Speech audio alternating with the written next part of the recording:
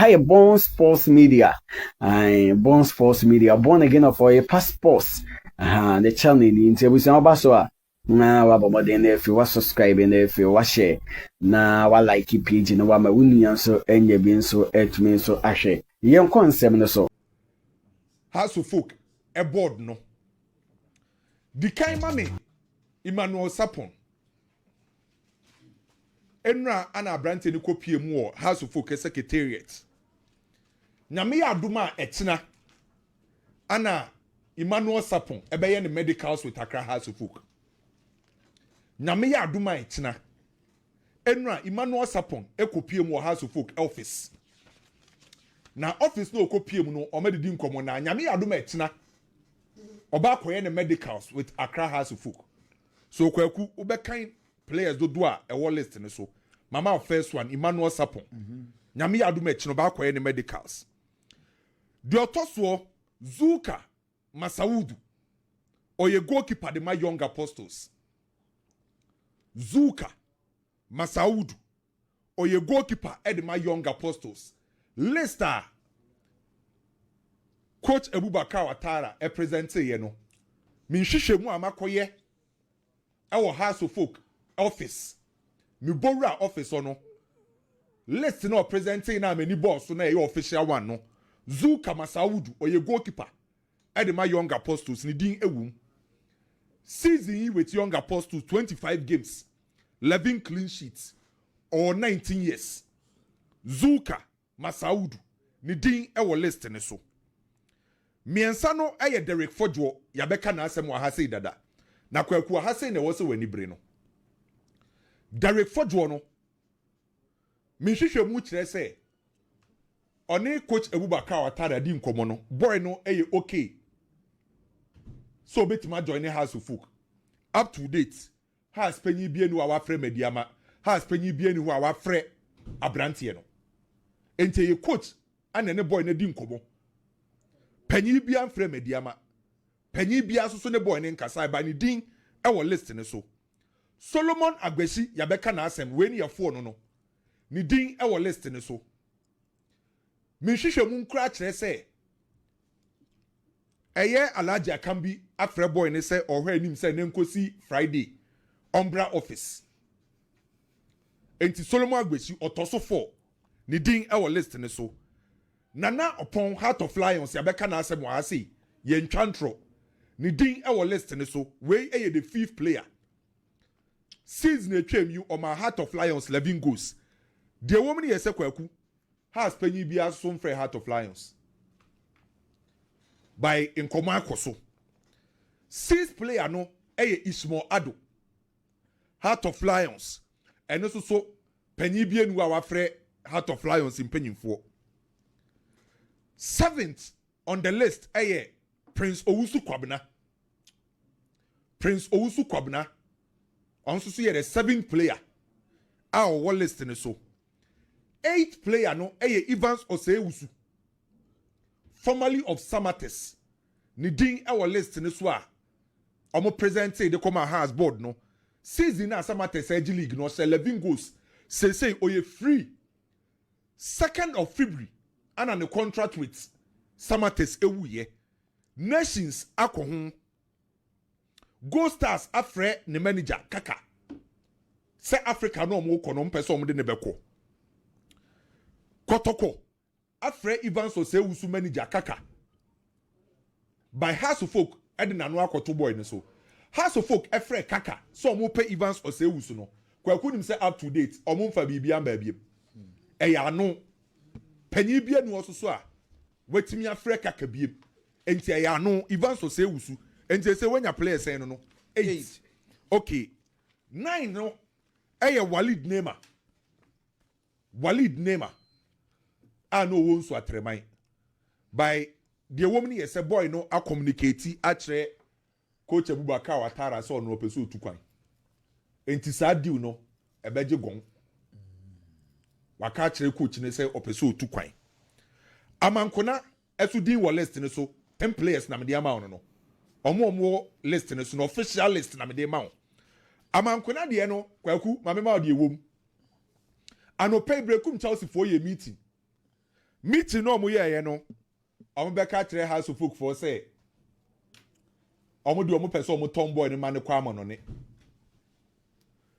amankona be kwa Accra Wednesday na amankona be kwa Accra no enye house of folk nti na okọ mehu se ne na mo mframam se amankona Wednesday house for nti na okọ da bi gala bi wa Accra ana amankona ekọ bo be yusu sa opportunity any coach Abubakar Watara ehia by meeting na ekọ so obrekum Chelsea no me ne wo kasei on be ka che ha se amankona de on person mo ton no e ma ne kwa ama no ne minim de ba akosie se koye sa ankoye by de minim ana me ka cho ana ne din e wo list ne so on na ye player number 10 a wo list ne so 11th on the list Albert Yeboah Dibala eno so coach Abubakar Watara ne boy na kasa coach Abubakar Watara ne manager Strongman Adams akasa kwaku afiti ho panyi bie nu awafre omu bie Albert Yeboah Dibala after so nya fine season with Legon Cities do some co relegation me no wo kase boy ni wo Kumase a all resty panyi bie nu awafre has ofree has afre ne manager Strongman after said boy ni catch a coach Watara so be join has no has panyi bie nu awafre boy ni ne manager ebony Masaudu kura obi asoso mfre no enti mpanyimfo we mienu omo hwe boy no after said coach Abubakar Watara any boy ne kasa oje penie no abrantie no has panyi bia asoso mfre no by ne din e wo list ne so a no so ye hwede e ba akosie Alidu Muhammad sese mama 11 no the otoso 12 Alidu Muhammad no wo Legon Cities Alidu Muhammad de eno so ya no has a catch the manager Maga say omo ntwen kosi Friday omo debate beba Samates e de omo bid eko ama Maga mpokra catch Samates say is kind omo de baye no omo mfa bi nka ho Nations FC Emma boy ne manager me pacho yendu ho ma me has de no yendu ase kura Nations FC Emma boy ne manager shi omo wa chimota say won wa chimota ho no baby a unity oyo wo no yes omo chia Maga e manager Asia Lidu e wo ho ne manager no wo ho has de no ya no metimi a confirm the amount omo for official bid biankoi omo say omo ntwen kosi Friday no omo de bid beko say wenya say no 11 wenya 12 yeah. 13th no Joseph Amua Legon Cities left back no eno de enkomo na kwa anim pa Joseph Amua de no oye left back e de ma Legon Cities eno de enkomo no akwa anim pa omo hwe so be finalize deal no so kwaku mi real house of folk office no list na official list we enye room official list coach Abubakar Watara presented the command house of folk board no so what show omo release no omo dey buy about recruitment committee no omo say omo pe players omo experience e we local league nim on so hwe 13 players na obi our experience o local league nim ba reho sam ne say omo nyina sa players nyina na willing to join Accra house of folk ba ka se e wo se mpanyimfo ekeke omo ho Safi no mati committee kwaku afi no mati committee date na ba for the league big 1st July say aka how many aka be 2 weeks yeah 1st July ni ebe league it's kenny ho the woman no for house of folk what's that saying it's kasemi issue no crepa na make achro oh sikinia the club skinny wada okay the woman susu na me so make achro big it's kasemi issue it's kasemi issue Koku se ye hu skania ne club sikasem ye issue da. Yes, that is when sikani ni be decide say club no be onye ready say as we speak. Obe invest so much into the club because ebia na de wadi kan de ahye mu no returns na we expecting my nti ebetimi akwa do sa stage ne say onya willing so obey so much investment e was our club ni mu biom ti say do sa stage na nkomo ya ye dia na say situation ya have to focus finding itself right now no ebetimi aba. But then again you ask yourself say are we doing things right? I always say Sekwaku, you can't use old methods to get new results. So open sakraye. I was someone say every day de bia na oye na emfa results emfa mre ne ho. Na fe wahwe sense san ebetimi aba. E left na na ofa de bia. E na niema nkon kan a. I was say na o make sure say obefa right. Ofa right and wahwe say afi san na o hwe ne be ba na. I am saying these things because list of players na Kwame Diamaye no. Koku se bibie tutomu a. Na say have to focus say baba be 13 players. E dia baba be rabo boko nim. Me bacho, mami from Kwame. List no ye wo A B C E wo. Yeah, and yes a list no 13 players na yes omu to omu na e dey a oma fancy ye bit be a backup plan. Ye bit me nya bi say bia me nya we ya na mafa we. Unse goalkeepers me enu kra na wum. Aha. Enti se me nya we ya mitima fa we enche say on beto 13 players in there. Okay. Because I know na hear me problem. Yeah, 13. Because your clubs no, it looks like say your boss season be area your team foforo. Your boss season be area just say your team foforo. It's a kotoko. I had to focus your season now. Near shepe out 15, near Safa 15 the ababa be rem. At the end of the day, the core of the team are yepe. I be my team na strong. Near build a strong team to compete no. Yenya because you yepe your team foforo. Player na Urban in the first season. Obe expect this afi no ba be adapted. Now if what team about performance are normal on the previous club. If that is not the case, then fine. But again, problem I me want to say Kwame. As we speak, Omama na clear the ama watara say watenana. Because last week, yatete same me. There is another coach. Also nama bonti was starting the recruitment the players he didn't come. Free player no catch a player and say me the whole house. And me assure to him coach America. And it's na me be say, Omama na clear to watara say otena into unfair players in Rano Montomana na. So for now the omuye ni nyina che say coach net na. Into coach ba kono nso so e. That's where Mrs. I also agree with you. Say I was sending my air class obeka say last week you raised this argument say I was so my neighbor and say anyway na eba. Na boa house of folk na nkasa. Sure. Because you won house of folk team ye timibo season we na mpanyimfo ayi recruitment na coach ni ho. Ebe to e kan say Koopman. Omo ye recruitment we ansa na coach eba. Oti ase. Yeah. Me no kasa say last season there two ye be season ase no. There two Abubakar Watara.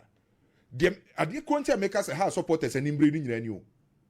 Oni players akese ni di nkomo nyina ma omugi tum ebi free omukrom ekọ Accra by players no impanyimfo no akasa mba ko tueska no ma negotiate no omunye enu bi na you say yes no o de the kind of players are a one list no so quality materials nkwa sure as usu peliga dia these are the kind of players here do league enkoma akoso players na dia tum say ye pese ye be join the house of folk dia na aka nkomodie na aka edin bebrebe na aba abontini nyina no memetimi de mense subu aka to say the only player o my advance Emmanuel Sarpong kwa de dia kan je bi o mpokura na o mani nipa ne nkasa ayo anu de nya abotre typical example men fancy anopemene events Osei Owusu manager kaka ekasai mene kaka kasai also no de ono no ntimi ntwen has because mo de man ane ya frɛ no ye pɛ no muntwen ye beba muntwen the same thing applies to Ali Muhammad o de mama yenkosi Friday by mbre ni ho the fact say uye transfer negotiation enye easy o enye just one day o afi na woni ma bi say the club okwa wie even Emmanuel Sarpong na nyambo etina oba akoye medical asade ma ha so folk no enye na Kwame ne ma ne kwan say onfiri brekum nkwa Accra ha to folk impokura ne brekum nwie sa but na Kwame na ama boy ne kwan say odi onko Accra enti omo to omo ye dey ombeti omi na season na hyase ya close to transfer window no players be na akwakunya ebi to omo season ye bo wie ya no ye pe player we ye ni Manuel Ntwe di nkomo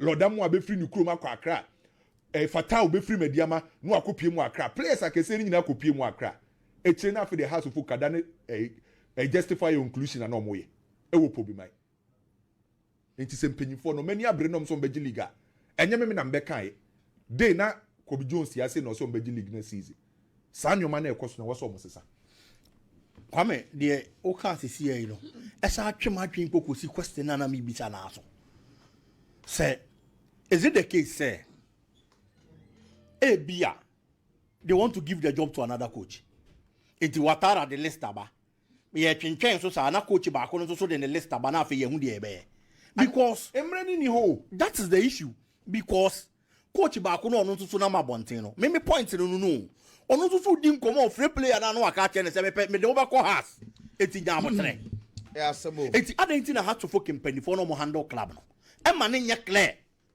se asamasi na eto adwuma no so eti se o ma me hu se asamasi na eto adwuma no so a me kote se coach bi afre obi wa abonten po a ta asem na me mfa nya asem because se si ababa be official ababa be clear say your coach we na eto adwuma no so na coach na aye ni recruitment or any recruitment we are when you enough time at their prepared team no because me no be me enu be atum say team anya good preseason it affects the team's performance during the season players ni bi wo hwa watara otwaso a omontsna ibi contract if I tell you some of the players are say for reopen negotiations with them, will you be surprised? No, I won't. Because says the ANC will be for ever. And nothing that and if a chrono say, or been saying assume see money and starting negotiation. Me hear me no. And nothing that make us say, come on, I didn't know. Such a drink coach back on it. It's a dainty na have to fucking penny for no. Etna say amasa adi we akoso. The Biamekasa football no kwaku. The fact that I might not be good enough for you doesn't mean I am so bad that nobody wants me. Eti Bia, ufi Abubakar Watara, and yet the kind of coach I'm a person when year Juma in the new season. No, I'm a papa neko. It's another role now, man as a technical director and as an advisor. Oh, dear man. Then the new coach steps in. Omujana Kwanya Sika has of folk betia. In Tebia, Omupe approval from the Obeyi bottom Siketiano. And anything I'm saying, say Watara came in as a technical advisor and as a director, meboa. And as a Zewayan head coach. Obey a head coach, Juma. Coach. Yes, a Juman obey. Obey to me, say a Casau, in Pennyforce Casadema about. Say a contractual issues, so says a contract, Muso, a coach, now we're elevating Abia, Obesos sign a position. And you're straightforward, the Sao. Oh, Debbie, just say you're on the G2. That is what I'm saying, say, but if I show make us say, Shaketia Oji. Wokas on snas a technical director. Nejuma is about sorry, no, I couldn't even cry so man technical and sporting director. Now one money 2 many opportunities on Fanya Juma, sa position in Pokrano. And I make in any case, someone $3,000. I was Sakofa Maxwell Abba. If you man bear another $3,000, say waste of money. Me back to the Micho, yes. Clearly, so the technical director, someone cried the Enyaka because a double money you are paying. And now, obey technical director, or a Juma Ben obey. Ghana, wow, winning masam. Obet's Neviano, no more die, no one Chanica, oh, Baka. Technical director, a Jumana, your passage. Someone, no. It's Koku. And then find ways to get him out. If they want to get him out, it's simple. If you want him to stay, let him stay, let him do his job. Another dynamic as I say, Coach Watara na has for impending for say on person or better. Our valid contract goes to 2026. Supporters need that or munda. Omutin media space nim ene Watara etna adeti obeko. E ma team nim pokran one players no omunya divided attention. Supporters enya divided attention. And it's a coach Abubakar Watara na opeso otna. Mama mo supporters enya away say ye dey full support e dey ma coach no. Let her no cry by nanke wo say wo. What you see dey because come so obi ba who ye manager o play ko has folks sia obesuro. Yeah. I'm telling you obesuro because Watara nepe watching possible sir on your guarantee of the job. The less now quote in the core, you know. And then my young Shemu can see a minute nina. Our house of folk office. You were penny by according a place who for shishim. Our office. Yes, some more. I also the players who for shishim. And I was a supporters, sorry, no more many break. And yes, I'm a senior 2 or more. So what is your mom but 2 about must yes, but they make I bet 2 enough for the acquire justifiable. Then they say they come in, they say, has any and say, I know we a bit 2 or more. You be anywhere, Messasa. Young rap up and now, Serenamecana. I believe say we are saying I want to Casadema about being it contractual issues or not. In command in the Pani Bedino. A bit me at to Mamma Nipana decided to say, oh, okay. And at the end of the day, you didn't come on an RCC into my men's summer drainer. Near man, I work contract in him. Miana me to me and son and half a yen say. But a cobassa only Nipanencas, only Nipanencahe, but or 10 some more bontia. Or not to Sammy Washa say often a wandering. A due time now by approaching now, or not to bet me near Mamma because they needed respect one farmer. And I believe they have to focus in terms said the bear. Enconco started season and not enco affected the playing body. Our park and so. Because in 24 so shall see a blue soon the man when near Coco. Omunian and Temni who do all to Mandiama Hasko. Come in, Pacho, be a crime, mamma. Already, I come, I mean, bed 1 minute be or Kotoko. Menoka say play about Kusha Kotoko office. Okay. Yes. I don't know quadraso. Yes, I will know quadraso. Yes. Play about Kusha Osei say Menoka say. Omudim come about. Ni yes no one kasawa kra Aziz became goalkeeper or se kotoko office see Aziz meton kacho yes or se kotoko or office see yo Aziz e she hona official proposal na kotoko de ma Aziz na 4 years by boy no ne management no 3 years enti eno na wakopi mu kotoko office see o mo hwe yes no on betima sorting it out say be 4 years and say be 3 years. Na mamensa ma we exclusive we na memfa kotoko die no sunsi we no me the details beba echiri by kotoko ene Alidu Mohammed manager akasa ona na no ne tenedu bo mfimfin ewo Lagos City yes on say ene no mo ye sa no yes omo ne manager akasa nti tenedu anye ye kofa ne partner for fraso aba yes Alidu ewo ho nti omo ne manager na akasa details wo no me de beba and so far Dacost Owusu de no golden kick player no kotoko ana elidi race no Dacost Owusu de no on say a nations e de offer ko Mediama de ko Bechem de ko Brekum Chelsea de ko by kotoko en common no omo ne boy ne manager no ankasa na say CEO Edema golden kick e Joseph Efton kotoko ana ehwere di kan ti ana Mediama na toso mienu right nti Aziz office so kotoko office oh that's fine kotoko you penyin form office so ye chiamo ye nim say mo ye de panie bi atofom a yeti nti o office so say kwa me bie kwan ni mu ma me wadaroma Bon Sports Media today. Thank you for watching. We bring you more and more update of Ghana Premier League, most especially our 2 clubs, Asante Kotoko and FA, the Continental Club Master Phobia, House of Oak, Nino Mohonsem Ebeba. Born again, the CEO of Bon Sports Media. Bomodin, the like page, you know, who we are now, Washe, Norma Williams, so and you've been so to me, so I salute you. Thank you, Yakupo, for watching. Bye.